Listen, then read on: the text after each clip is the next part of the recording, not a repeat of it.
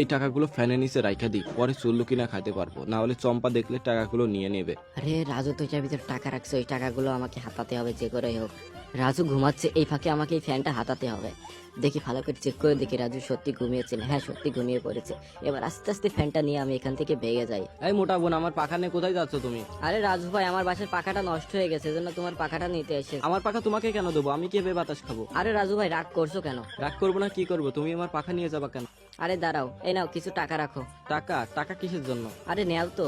আরে মোটা বোন, তুমি এখানে কি করছো? আর বলো না চম্পা ভাবি, আমার বাসার ফ্যানটা নষ্ট হয়ে গেছে। আমি রাজু ভাইকে বললাম দিতে, আরো টাকা দিতে চেয়েছি, তাও দিল না। যাও নিয়ে যাও, রাজু কি বলবে?